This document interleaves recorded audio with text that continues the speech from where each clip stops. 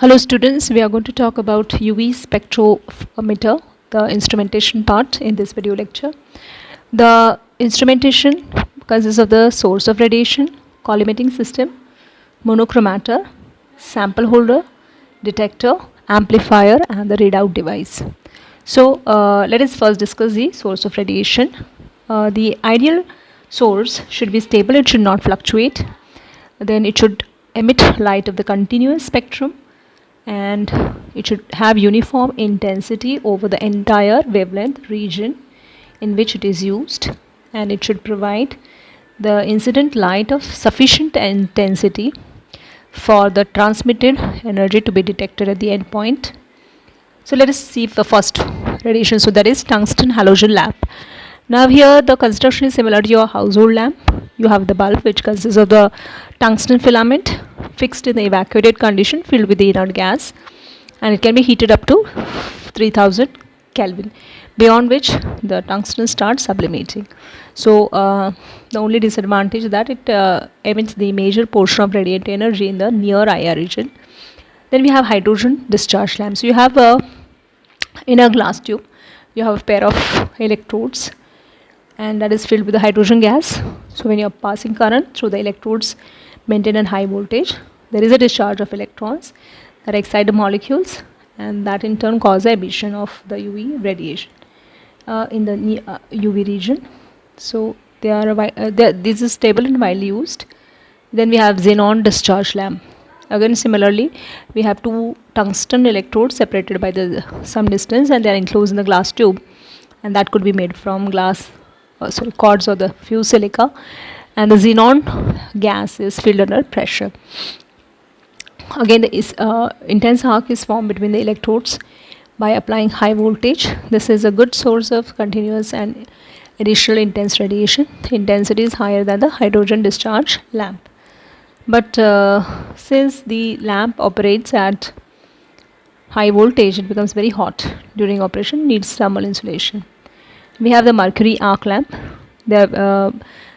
Here the mercury vapor is stored under high pressure, and excitation of the mercury atoms is done by the electric discharge. But this is not suitable for continuous spectral lines because it does not give continuous radiation. Now the next is collimating system. The source, the radiation which is emitted by the source is collimated, means it is made parallel by lenses, mirror and the slit. Now the lens, the material used must be transparent to the radiation. So ordinary silicate glass transmit between 350 to 3000 nanometers, and that is suitable for visible near IR. Here we are using the material quartz and the fused silica. Mirrors, they are used to reflect, focus or collimate the light beam in the monochromatic spectrophotometer, and to minimize light loss they are aluminized on the surface. The slit is important device in resolving the polychromatic radiation into the monochromatic radiation. So for this we have entrance in the exit slit. Now what is monochromator? It is a device which will isolate the radiation of the polychromatic light into the, it will isolate radiation of the desired wavelength from the continuous spectra. And the essential elements: entrance slit, dispersing element and the exit slit. Entrance slit will sharply define the incoming beam of heterochromatic radiation. Dispersing element will disperse the heterochromatic into the component wavelength. Exit will allow the nominal wavelength together with a bond of wavelength on the either side of it. Now following type of monochromators are used: prism, filters, prism and the gratings. Filters, we have two types of filters: absorption filters, which work by selective absorption of the unwanted radiation, and it will transmit the radiation which is required. For example, glass and gelatin filters. Now how we are going to do the selection? Here we'll draw the circle, and from the Vic-Bior color: violet, indigo, green, yellow, orange and red. So whatever you're in a light solution, we are going to take the filter of the opposite color. That means suppose you want your analyte is blue color, then we are going to select the filter of orange. So absorption glass filter is, now this is made up of solid sheet of glass which is colored by the pigments, and this is simple in construction, cheaper, and selection of the filter is also easy. but it is less accurate, and the bandwidth, this band pass is more. Okay, so if you have to measure at 400, we'll get radiation from 370 to 430, so it is less accurate. And we have interference filter. This is working on the interference phenomenon, cause rejection of the unwanted wavelength by selective reflection. Is constructed by two so we have two parallel glass plates, silvered internally and separated by thin film of dielectric material of different refractive index. These have band pass of 10 to 15 nanometers, and the peak transmittance 40 to 60%.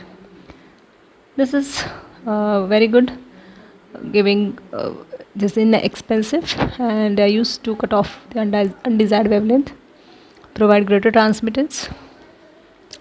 Then we have prism. Prism is made from glass, quartz and the fused silica. Quartz and the fused silica is the choice for the material of the UV spectrum. When the white light is passed to the glass prism, the dispersion of the monopolychromatic light occurs. The effective wavelength depends on the dispersive power of the prism and optical angle of the prism. Then we have gratings. They are the most efficient in converting the polychromatic light into the monochromatic. We have two types of gratings: diffraction and the transmission grating. Diffraction gratings, more defined dispersion of the light is obtained by means of gratings, and they consist of large number of parallel lines, about 15 to 30,000 per inch, ruled on the highly polished surface of aluminium. To make the surface reflective, deposit of aluminium is made on the surface. Diffraction produces reinforcement. Now the mechanism by which it is working: so you have the ray of which is incident on the grating surface gets reinforced reflected ray with the reflected ray, and hence the resulting radiation has wavelength which is given by m lambda is equal to b into sin I plus minus sin r. Lambda is the wavelength of the light produced, b is grating spacing, I is the angle of incidence, and r is the angle of reflection.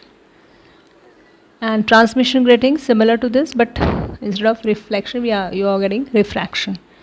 So the refraction produces reinforcement, and this occurs when the radiation transmitted through the grating reinforces with a partially refracted medium.